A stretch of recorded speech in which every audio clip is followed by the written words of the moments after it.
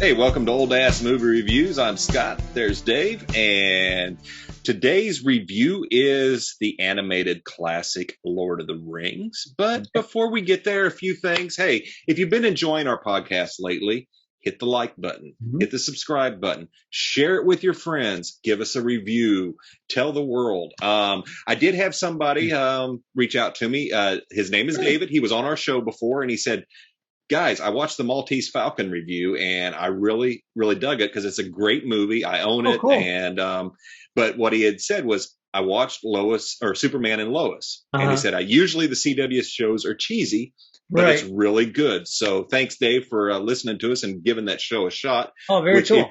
If you have HBO Max, Superman and Lois is now on there. So it's definitely worth a watch again. I will reiterate that. So. Cool. Anything going on with you? I was trying to think of something the other day. I'm just trying to get ready for Halloween. Like we film so far in advance usually that we're out.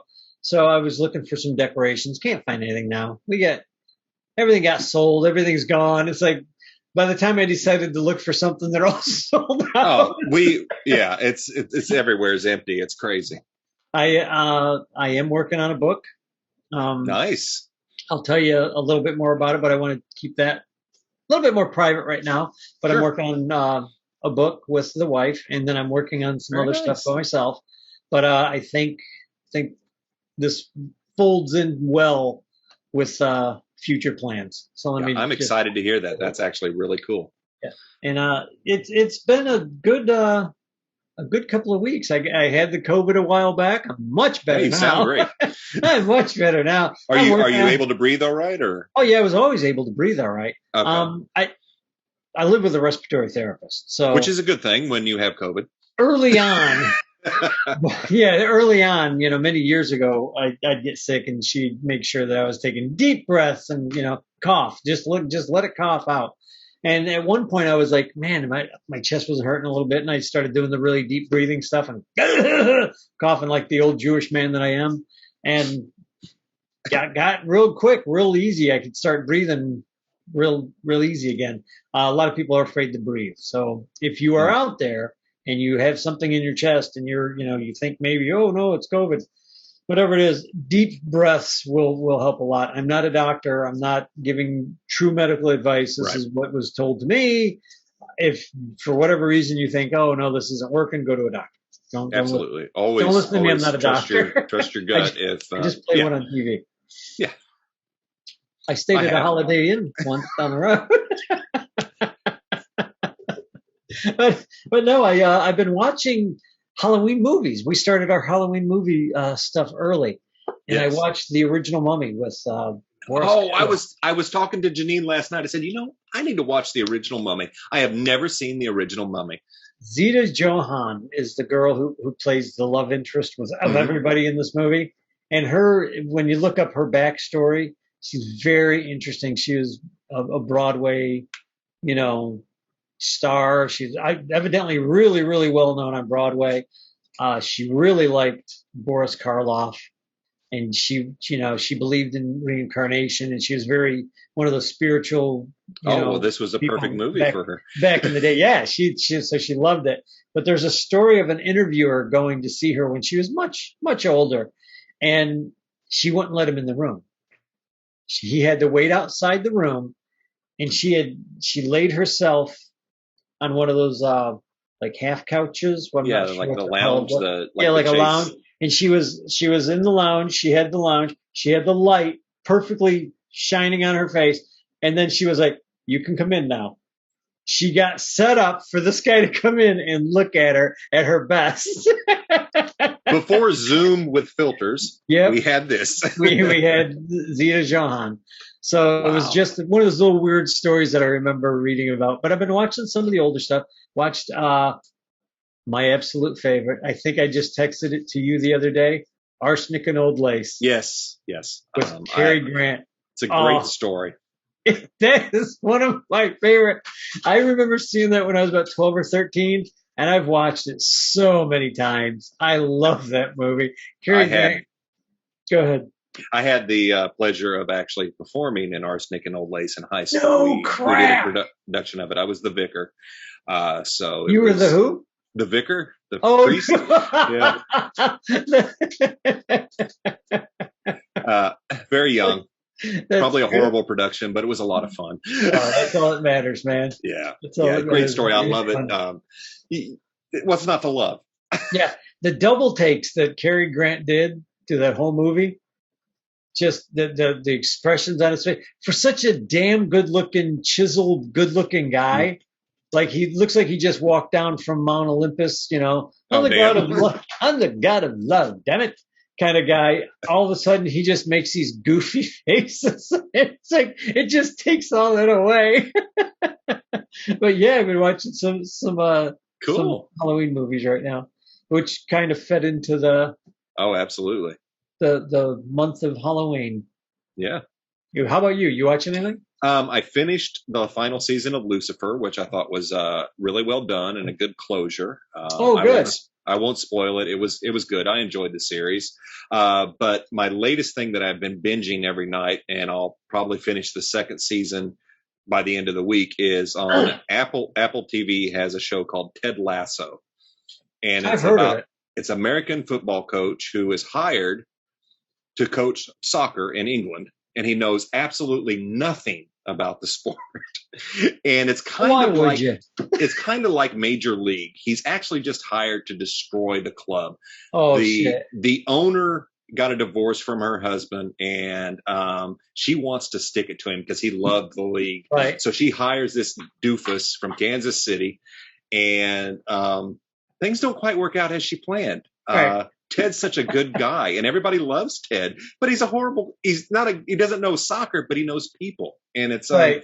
So he gets people to do shit that he wants them to do. Yeah, he's able to do it because he cares and he's empathetic. And what's really neat is the show has so much heart, and it's you really like the characters. It's so well done. There's a reason it won a ton of Emmys.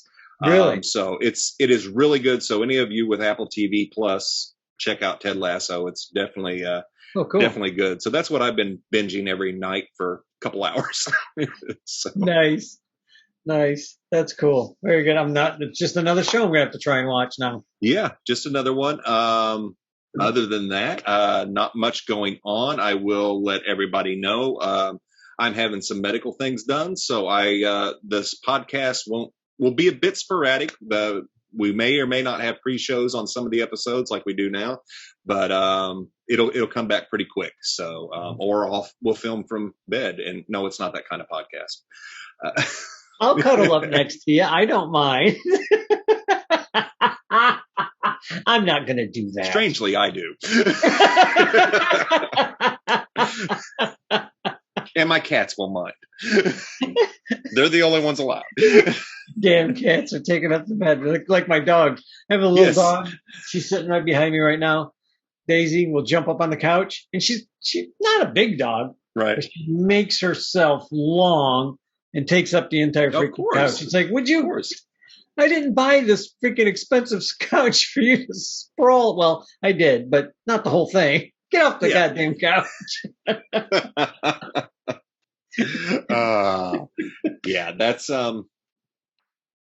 That's about all I have for anything that's been going on. Just I do ask again, if you like us, share us, shout it out. We're getting more and more listeners, so thank you those who are discovering us and finding us on YouTube and finding the podcast. Right. We hit it took a little over a year to hit 1,000 downloads on the podcast, and it's going to take probably less than 6 months to hit 2,000. So it's really starting to pick up a bit, which is really good. So thank you so much.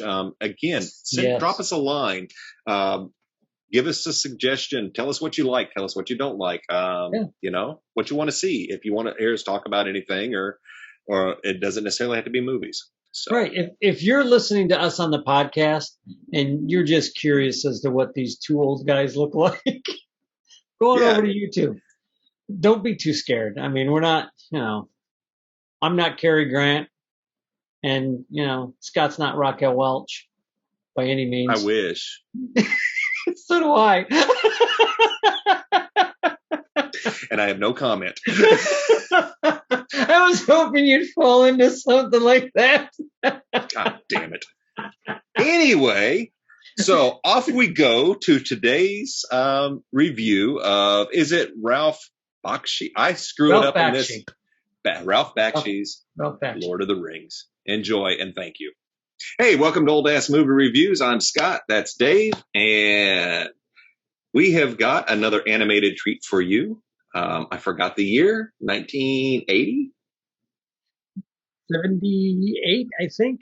70, okay. 78. Okay. All right. Ralph Bakshi. Is that the name? Bakshi. Ralph Bakshi. Yeah. Known for a lot of animation, a lot, and some interesting stuff such as Fritz the Cat.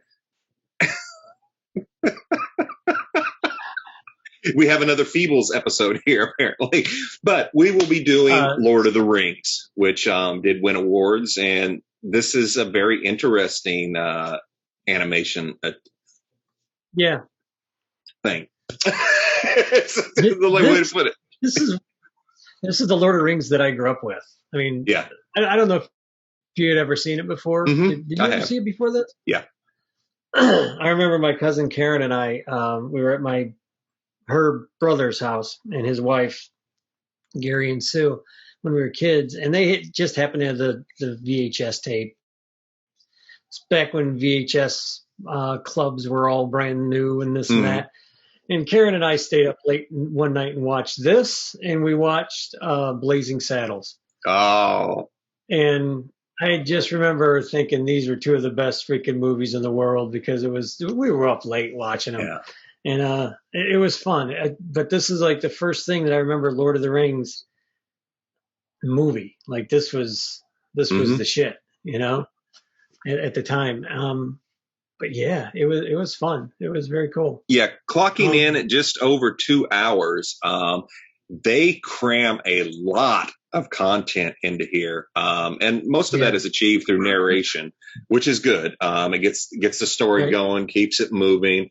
If you're familiar with Lord of the Rings, this is the story, and it does hold to the book very closely. I felt I didn't see anything crazy, any new made up characters or anything like that. But no it love seemed interests. No, it really followed the book, and thankfully, so far, everybody has left out Tom Bombadil anytime they've done this. So he is such a minor character. Like I know the name, and I know I've read all the books, but I couldn't tell you anything about that character. Like I know the name, I know he exists, and I'm just like. He was what the fuck was he? Like he was like a god. He was like some all powerful being, and they sang. Yeah. Anyway. I'm gonna have to find the story and find out like where he was at because for the life of me, it's like I know he was in it. You know what I mean? I know it's when they leave the story. I believe it's when they leave the Shire, and they don't get very far before they run into Tom. It's like one of the first, if I'm not mistaken, it has been many years since I've read it, but I think they run into him fairly early on. But this take on it is very true to the source material. Yeah. Watching these animations now, all I want to do is go watch the live action. And I almost started watching the live action once, but it's like, you know, the story, fool. And that's just it. You know, this is something, it's a good watch. It's a good version. And it holds up. One of the things I want to talk about on this is I found it very interesting, the blending of live action and animation in it.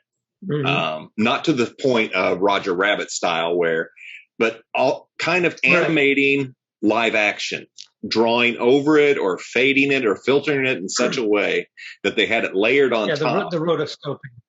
Yes, and it was actually really cool, but it also left me the whole time. It's like, why didn't you fully animate, or why didn't you just fully go live action? You split it in the middle and left me confused. I want to try and find something, and I've never found anything explaining that. Because you'll have the live action and the gargoyles or the orcs and stuff. You can tell that these guys are in a costume. Mm-hmm. and they just kind of colored over them real quick. And it had, the only thing I can come up with is it must have been a money thing.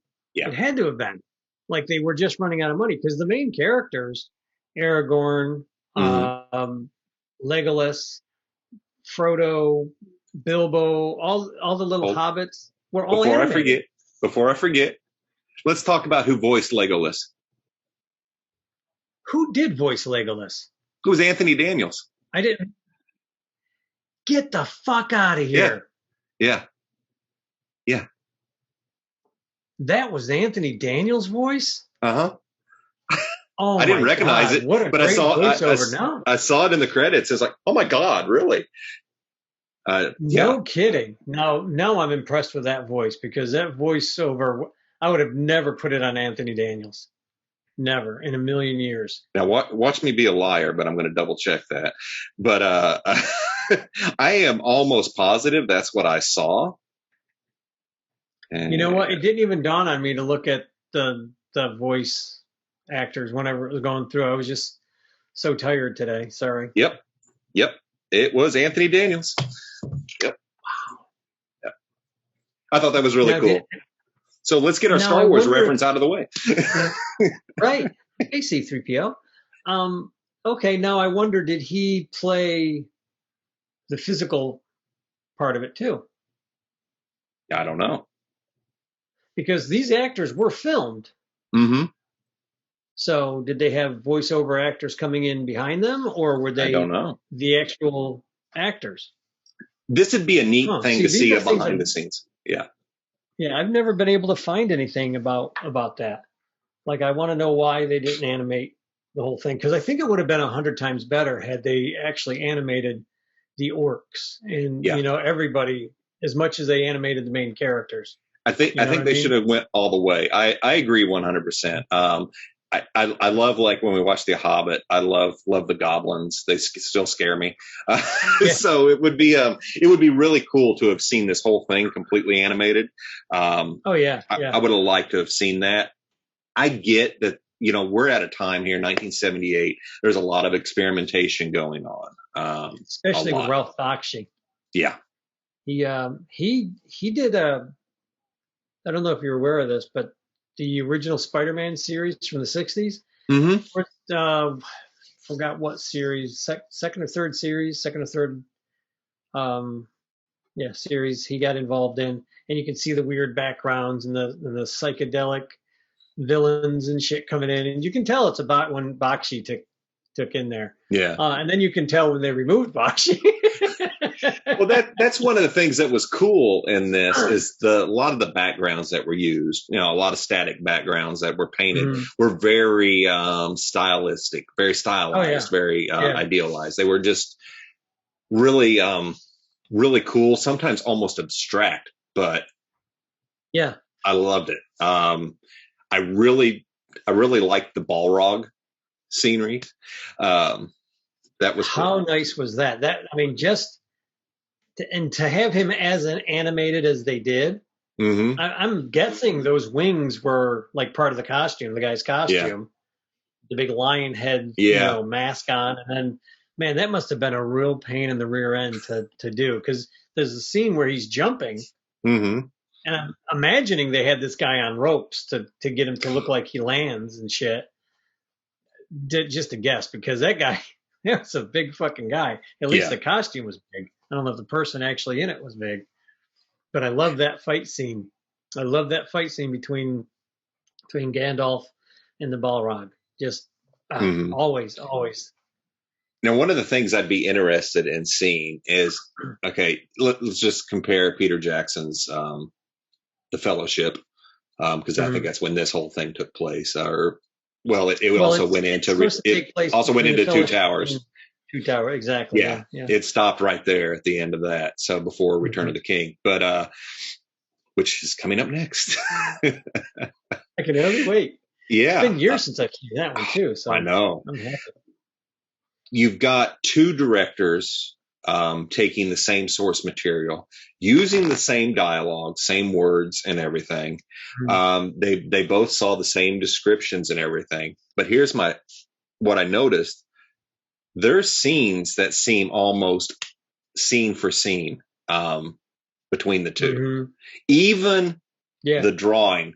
I want to know how much this influenced Peter Jackson's set design and the way he edited this movie. I would think just a wild guess, I would think that he was a huge fan of this movie. Yeah, I would too. Because I think he was a huge fan of Lord of the Rings in general, and I think this movie is the next step. Like, for anybody who read the books originally and didn't have anything at that time other than this movie and like the Return of the King and stuff, he would have had to have watched these movies. He would have had to have, even if he wasn't doing it consciously, subconsciously picking up. Because the Balrog that's the description of the Balrog. Oh yeah, I mean that's what I'm saying. They both had the same everything. Yeah. Both movies came from the same source material, so it's just always when you take two directors, you can give them the same source material, you're going to come out with something different. I was shocked to see some scenes that are almost identical. I mean, the whole setups, the whole everything. It's like, well, this is, and maybe is the fact that I remember the story so well, and so this is one of those you watch if you've read the book or seen the movies over and over. You know what's going to happen. You know where they're at in the story. You know when Gollum's going to show all of that. Gollum. This Gollum is really disgusting. Yeah, but you know what? I like the Gollum from The Hobbit better. This one to me was not as more not as Smeagol. It was good, but it wasn't as good. Yeah. I like the Grimer Wormtongue in this one. Yes. I think better than the Grimer Wormtongue in the movie and live action one. Yeah. But this one is just a little, you just want to throw this fucker off a roof. Exactly. You just want to tie him up and throw him off a roof into a pit of, man-eating cats.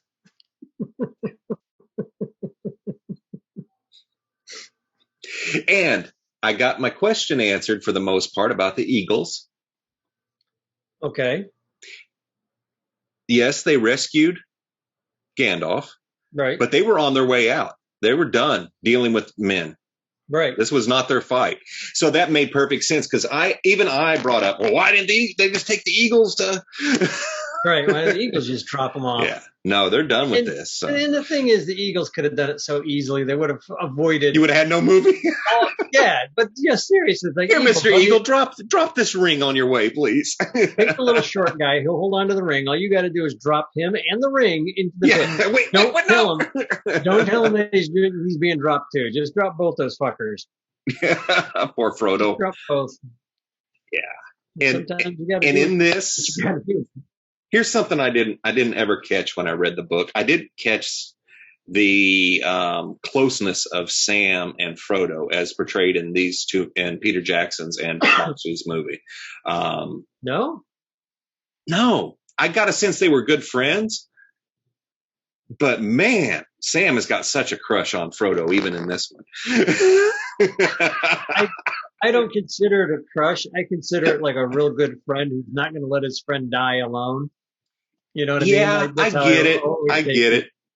But man, it's there. To me, it's just all. There is a serious bromance going on between the two, and there's nothing wrong with that. It just cracks me up, especially when they start talking about hobbit holes. You and your hobbit holes, let it go. It's not a dirty little hobbit hole, but a tidy hobbit hole. Let the hobbit holes go. All right. Yeah. You're so bad. Don't exactly. Start coughing. Yeah, I'm sorry. I'm sorry. Don't make me start coughing. I'll not stop for 20 minutes. Oh man. Okay. So, good movie. I really liked it. I enjoyed it. I wanted more. Thoroughly. I actually wanted some more songs. Yeah, in this particular, you'll get them. You'll get them in. In Return of the King. You're going to get a lot of them in Return of the King. You're not going to want them after that. No, but that's fine. I just have my favorite in Return of the King. Right. Yeah. Where there's a whip. Everybody knows that one. Yeah. Yeah. I still can see the scene in my head. I've seen that so many times. That's such a great song. Yeah. such a good. I don't even know if that one's in the book. I'll be honest with you. I wouldn't be surprised. I'm gonna have to I go don't back. recall. I I'm gonna don't have to pull out my recall. books and take a look and see if I I can. have been tempted, as much as I complain about reading Tolkien, I have been tempted to reread these. I will eventually. It's a great adventure. It'll take me It really 3 years to finish all of them, but I'll eventually read them all. Right. Right. For me, it's like reading the Bible. It takes forever to read, and as soon as I hit to the begats, hopefully I'm laying down somewhere because I start falling asleep. The begats, the begats, the begats, and then I'm like, because reading begets sleeping. Sleeping begets the eating. begats, the begats, and that Begets. But it's very funny because it's to get off on a little tangent, and then we'll go back to Lord of the Rings. When people talk about Jesus being the King of the Jews, and a lot of people misunderstood that oh no, it's because he's the Son of God, and he's Mary's son, and on Mary's side of the family is where he's actually blood to King David. Mm-hmm. And I learned all that through all the begats. When I followed all the begats down, I was like, holy crap, he really was the King of the Jews. He wasn't just, it's not just a clever saying. Damn. See, and here I was this whole time thinking the INRI stood for something completely different. You know, on the crucifix. I'm not going there. Y'all figure it out. You're going to hell. I know I am, and you'll be with me. No. Okay. I'm going to be in another level of hell. So it stands, if I'm not mistaken, it's Jehovah, I forgot what the Nazareth, King Rex, something, but it's like King of the Jews. It is King of the Jews. Yeah, it's pretty much King what of the Jews. The Roman soldiers were basically mocking him. Yes, they were. And I'm sure a whole lot of them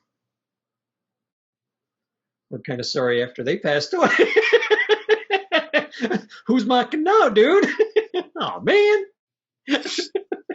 But anyway, the funny thing is that through Lord of the Rings, there is a lot of religious symbolism through everything that he touches.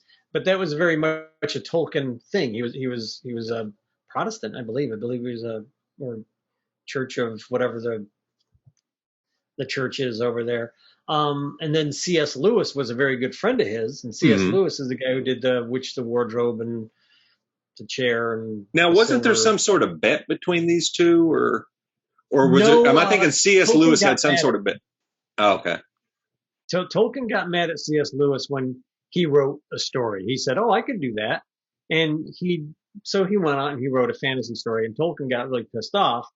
And for the longest time, he wouldn't talk to C.S. Lewis because he thought he ripped him off. And C.S. Lewis, from what I remember reading in the biography of Tolkien, I guess C.S. Lewis finally said, "Have you even read my books?" And then when he went and read his books, he realized they weren't anything like what he had done. He's like, "Oh, well, want to come over and have tea?" And they wound up being friends again. But it was after a couple of years of Tolkien being mad at him, and Lewis was like, "My books aren't anything like your books. They're literally nothing like your books." So I guess it took a while for Tolkien to figure it out, and they became friends again. And Lewis was a really good writer too. He's another one who I really like, the Lion, the Witch, and the Wardrobe. And I remember making it through the end of that whole series of books and going, "Oh my God," at the very last scene. So I won't ruin it for anybody who hasn't read them all yet. Right. They are a very good read. I honestly read them without knowing that I was reading a lot of Christian symbolism and everything. That's because he wasn't beating you over the head with it. No, he wasn't. And then when somebody told me, I was like, "Oh, holy crap, it sure as hell is. Holy shit." Wow. Yeah. Very good. Very well done. Great stories. I love them. But that was the good thing about C.S. Lewis. And that was, there's some guy now, I don't know if it's now or if they're older, they did the Golden Compass, and it's some atheist, atheist who's I've got to fight C.S. Lewis and go against him. But was that his intention? Yeah, it was basically just to do an anti-C.S. Lewis type book. And I tried to read these, and I tried to watch the movie, and I was just like, this is beating you over the fucking head with a with a bullshit message. That's what happened when I tried to watch the series. I saw the movie. I remember it's like, okay, I see what's going on here, but man, it's heavy. And then I watched the series and it's even heavier. It's like, come on. Will you just tell a story? Because it's a good story, but it seems to me that it was made to just like fly in the face of everything. It wasn't made from the heart. Exactly. And that's what I could be completely wrong, and somebody can prove me wrong. That'd be great, but that's how it felt. I don't think they're going to be able to prove you wrong. Yeah. I really don't. It really felt like it didn't come from the heart. That's how I felt about it. It's like, it's like whenever somebody writes something anti whatever, when you're writing an anti doctrine to whatever it is that you're writing against, it comes across as very preachy, no matter who or what you are. Because you're starting with that goal, not starting with making a good story. Yeah, and that's why I like C.S. Lewis. That's why I like Tolkien. Tolkien just wrote a good story. He was a linguist, for crying out loud. So he started with the language of the elves and the dwarfs and the hobbits. So that's where he started from, and then he built from that. At least that's the way I take it from the biography that I read of his, which was very funny. I mean, he's just a guy, man. He's just this old professor, and never. I mean, even when he was making money, I guess he just never dawned on him how popular he was. He'd have all these hippies coming to see him and visit him, and he's just like, well, why are you visiting me? Why are all you Americans camping out on my freaking front porch? And not one of his kids has any fucking talent. Not one of his grandkids has any talent. And they've sold his name up the river, and it disgusts me to this day. That just makes it disgusting. This travesty that's going to come out on Amazon. But hey, fingers crossed. I'm holding judgment. We'll see. Nope. I know enough about his son and his grandson and grandkids that have no fucking talent, that have sold everything that they can. Yeah. I'm holding out no hope to this, because they're supposedly, what I've heard and what I've read is they're trying to make it like a Game of Thrones. They're going to show community. They're going to show all this other shit that the old man would have never approved. He would never have approved. Well, he wouldn't have approved it. Yeah, and it's not necessary. It's not the spirit. It's not in the book. Thank you. It's not in the spirit of the book. It's not in the spirit of the stories. No, not at all. It's Game of Thrones? Yeah, George R.R. Martin wrote so much orgies, sex, blood, violence, brother and sister screwing in Alabama. Dwarfs. But that was in there. So when HBO did that, it's like, it's going to be fucking raunchy. It's just how it's going to be. The Witcher is the same way to an extent. It just never that far. There's always a lot of nudity and sex and stuff. And when you take the story, your base material, none of that is in Tolkien. So if they go that route, I'm going to be very disappointed. Well, that's one of the reasons, to go off on a tangent again. Go right ahead. Why I don't like, what the hell was the name of that one stupid show? It was a spin-off of Doctor Who. Had Captain Jack in it. Torchwood. Didn't like Torchwood. I should have liked Torchwood. Torchwood should have been good, but they just destroyed it. They took the spirit of the Doctor Who and flushed it down the toilet so they could get everybody screwing everybody and sleeping with everybody. And then they wonder why that show never really took off. It had a niche audience. Oh, I'm a fan, but I know exactly what you're saying. Yeah, see, I couldn't watch it. I could not take that show. I thought it was just, for being part of that universe, it was disgusting to me. Yeah. And it's not that I couldn't care less. I always thought it was great that Captain Jack would sleep with anybody. I just thought he was Captain funny. Kirk. I just thought it was funny that he would do that. Okay, that's cool. That's part of that character. But then everybody would sleep with everybody, and everybody was a lesbian, and everybody was bisexual. Yeah, it was too heavy-handed. Everybody was animalistic, and everybody's like, whoa, stop! There's 6 of you fuckers in this one room. You're going to tell me every one of you are just as depraved as the next one? Come on. I will say this. I highly recommend season 3 of Torchwood as some of the greatest TV shows ever. That season is incredible. It's just a 4-part miniseries called Children of Earth, and it is excellent. Absolutely excellent. Alien invasion, really fucking good. So the first season of Torchwood, absolutely. It's like, what are you doing? You're just trying to make this raunchy to get ratings or something. That's how I felt. Oh my God, you're saying fuck every other word and stuff like that. It's like, it is not the spirit of Doctor Who at all. No. And I thought they did themselves a disservice. Sure. And that's how I knew whenever they started going for the new Doctor, I was like, this one's going to suck too. You could see it. The writing was on the wall. Yeah. Yeah, no faith for the next one after Jodie either. I think the show is probably gone. Well, they're saving it. I mean, there is a way to save it, but you can't. You and I both know that. You can't let this guy have another year, whatever, how many episodes he's got left. You can't let him have them. They want to save it. They need.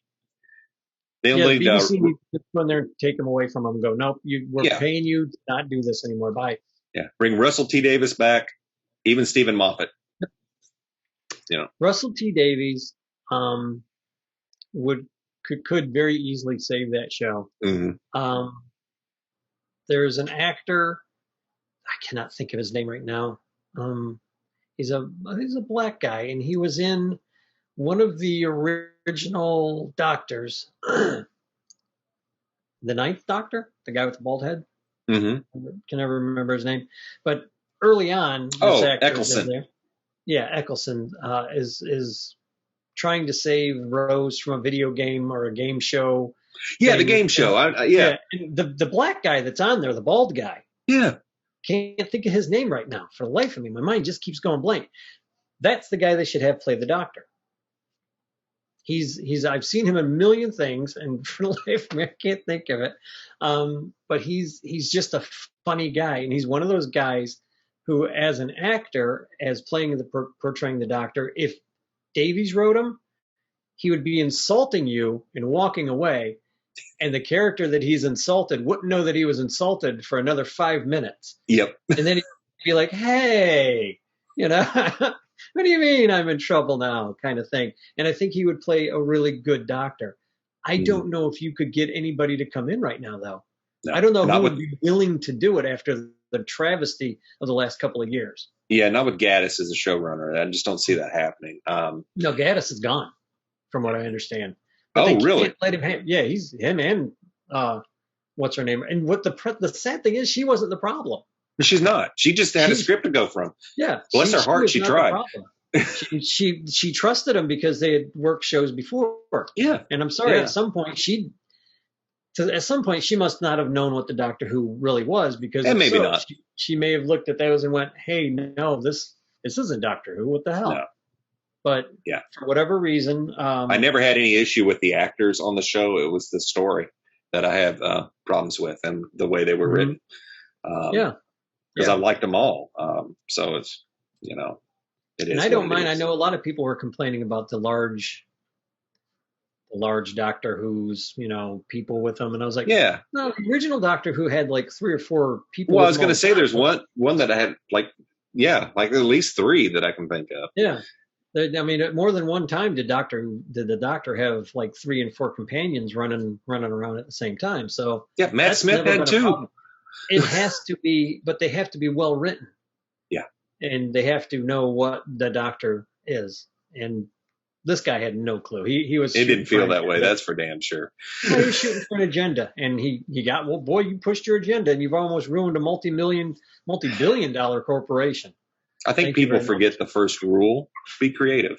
Just do whatever they're going to do, and not start something from an agenda base. Just create. Say, I'm going to make a good story. That's again C.S. Lewis, Tolkien.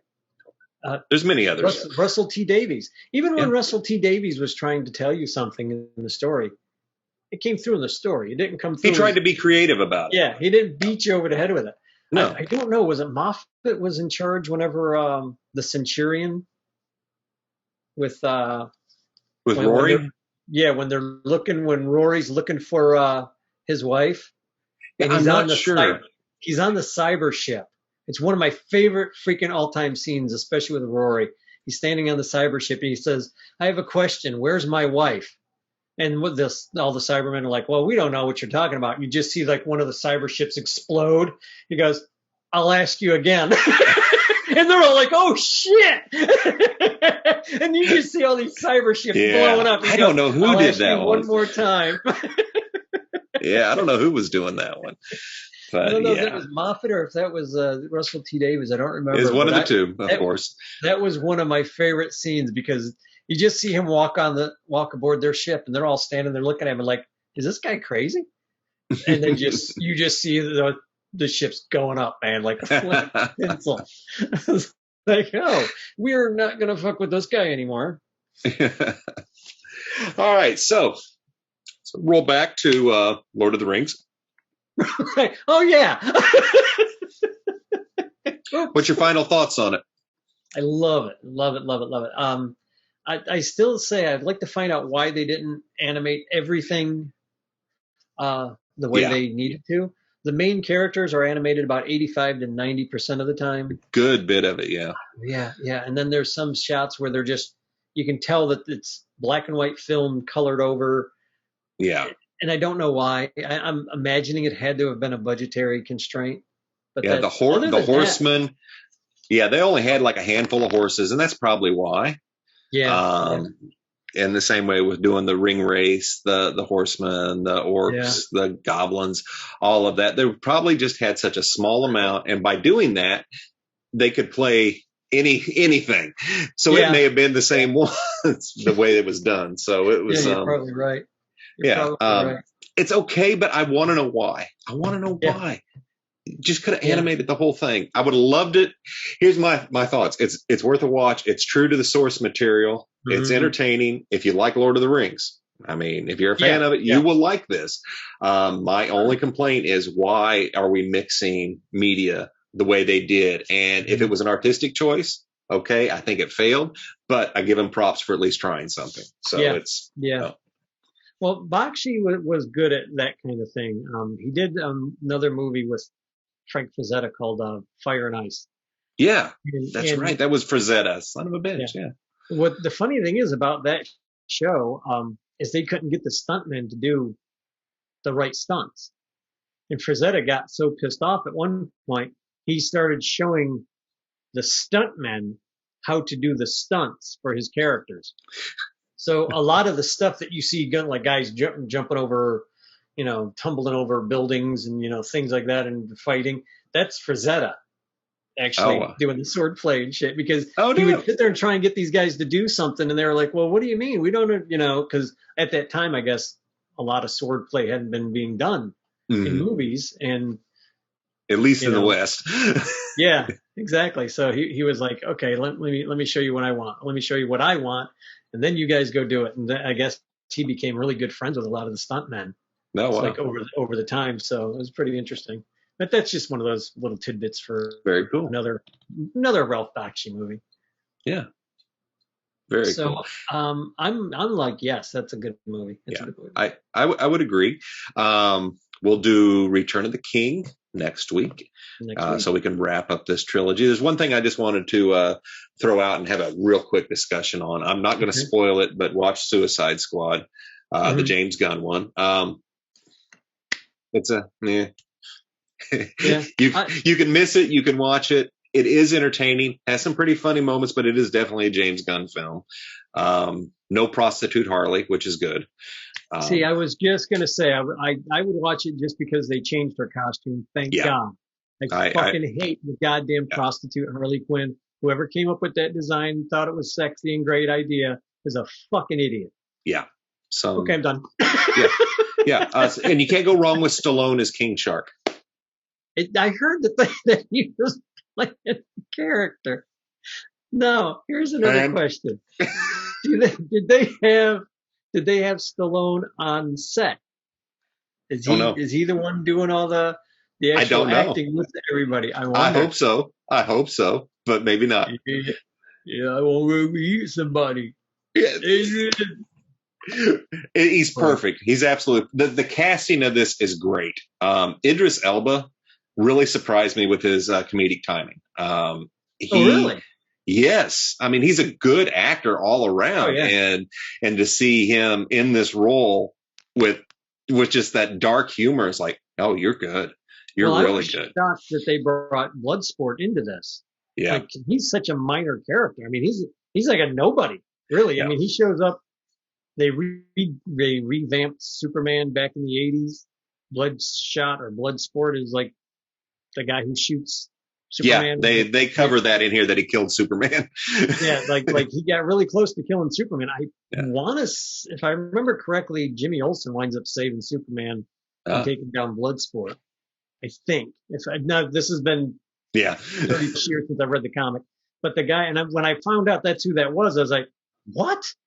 Okay, well that's interesting. Yeah. I don't know why they're getting that guy, but I thought that was kind of cool. So I might want to watch that just for Idris Elba and a fully dressed Harley Quinn. Yeah, like I said, the casting's great. John Cena's really good in it. It works, and Idris Elba just, Can't stand Cena. Yeah, he's good in the movie. Look at it as an actor. For the role that he's in, it's Cena. Right. Yeah, it's perfect. But that brought me to seeing an article the other day that James Gunn was asked about, since this streams on HBO. And there, of course, everybody's freaking out. Oh my God, HBO, you're going to kill the movie theaters. And they wanted to know what he thought of that. And he's like, I'm not afraid of that. His comment was along the lines, I'm paraphrasing here, of if, people are watching at home on their telephone or their TV or whatever, if the story's good, it will translate. You don't have to have it on a big screen. He said this whole idea of something being on a big screen to be good is bullshit, because he said his favorite movie is Jaws, and he's never seen it in the theater. So go figure. I don't think I've ever seen Jaws in the theater. I haven't either. And I've always said that if I can watch it on my phone and enjoy it, you got me. If I have to have this, and there's nothing wrong with this, just if I have to have this big, as Scorsese called it, a thrill ride or an amusement park ride to entertain me, then I'm not getting much of a story. I'm getting entertainment and it's fun. And I put the Marvel Avengers movies right in there as, let's see how much shit we can blow up, how many colors, how much sound. And if you see that on the big screen, it's absolutely amazing. But I want, as a connoisseur of media and stuff, I want to be able to enjoy it in the palm of my hand and still get the same effect. Here's I think what I hear you saying. Yeah. The Godfather 1, The Godfather 2. Yeah. No matter what you see them on, it's a good story. Yeah.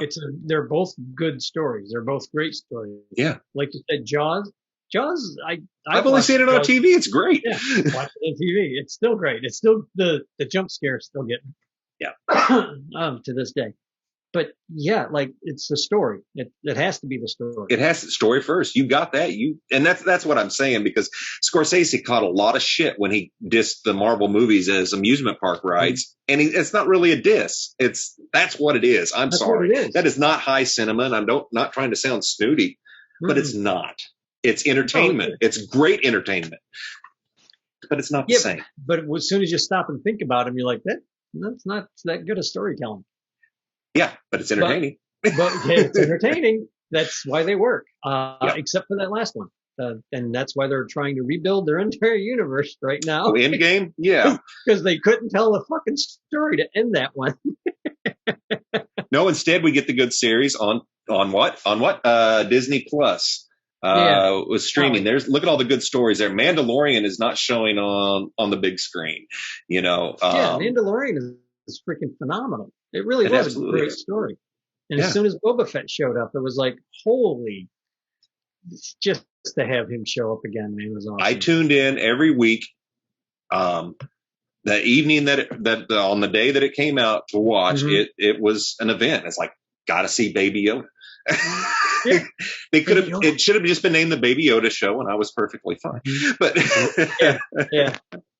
I'm just curious as to how they're going to handle Carano's leaving. Yeah, we'll see. We'll see. She'll either be back, we won't ever see the character again, or they'll recast. Yeah, Scott, you just narrowed it down. Thank you, Captain Obvious. Well, Favreau said he's not going to recast it. Really? Okay. Oh yeah, So then he may he's bring her already back. made it because they already were like, oh well, we're just gonna go recast. He goes, no, you're not. They're like, No. no, we're gonna. He said, no, you're not. That character was made for her. If she's not playing the part, nobody plays the part. Next Good for on him. the agenda.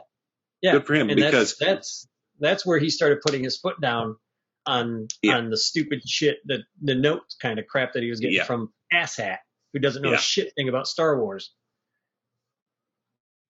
The sooner that woman's gone, the better off that company will be. Now here's something interesting. I watched Netflix has got a whole new the movies that made us again. Oh, I haven't seen them yet. There's a Jurassic. I'm just saying, there's Jurassic Park this time, and you watch it, and it pretty much it becomes very clear that without Kathleen Kennedy, we would have never had Jurassic Park. But she doesn't know Star Wars. But here's the thing. That's building her ass up a lot more than she ever deserves. And I'll tell you why. And without watching the show yet, George Lucas and Steven Spielberg have both gone on record of saying she's not an executive, she's an idea person. Mm-hmm. She's a good, like, somebody who spitballs ideas. And she basically got her job because she was married to a friend of Steven Spielberg's. I can't think of the producer's name, but that's how she got involved with Spielberg. Interesting. Yeah. So there's a whole lot of shit that nobody wants to talk about with her, because in Hollywood, you never tell anybody to fuck off and die, even though they deserve it. And nobody ever just says you're fired because you're a useless piece of shit just because you deserve it. Yeah. Because everybody's afraid of all the backlash that this stupid bitch can bring to them and start screaming, oh, it's sexism, it's this and that. No, you're a horrible person. You're just a horrible person. Get out of my life. And so there goes David. Nobody will ever say that. Nobody's ever going to say that there. Yeah, exactly. But off we go. I just don't think it's fair in Hollywood. Yeah. You got to be nice to the bastards. No, you shouldn't have to. You should never have to never sell your soul. Yeah, just fire them.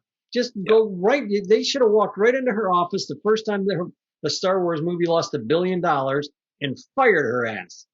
Most people would have been. But she wouldn't have been because, she's Kathleen Kennedy. She knows this guy. She knows that guy. Yep. She can sit there and scream racism or sexism or whatever. That's how it works. Not saying it's right. It sucks. But anyway, new season of that. Check it out. I forget. Back to the Future's on there. Jurassic Park. I forget what else. I'm going to watch some more. But I was very happy to see that back on. I'm interested now in this James Gunn movie that you're talking about. I'm not a huge James Gunn fan. Yeah. Right or wrong, good or bad. I feel like about a James Gunn almost like I do about Snyder. That's fair. That's very fair. Comes up with good movies.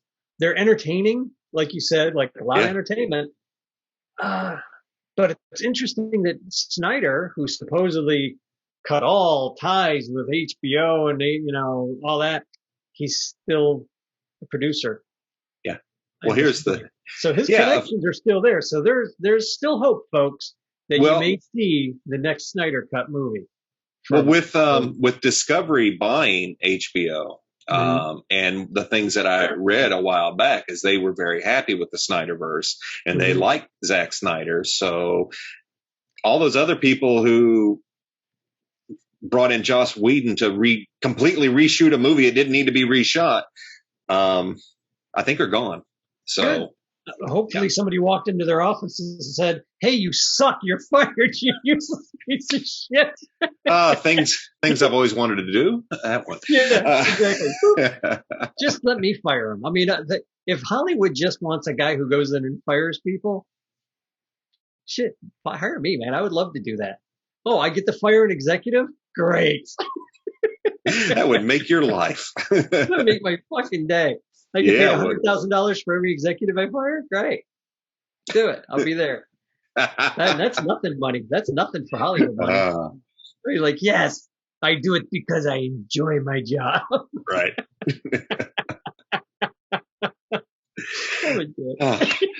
All right. So just a quick recap. Lord of the Rings, Ralph Bakshi, Oh, movie, very good. True to the source material, I give it a watch, definitely. Watch it. Tell us what you think. Give us a like. Give us a review. Tell your friends. Tell your mama. Tell anybody. Anyone who will listen. Anyone who will listen.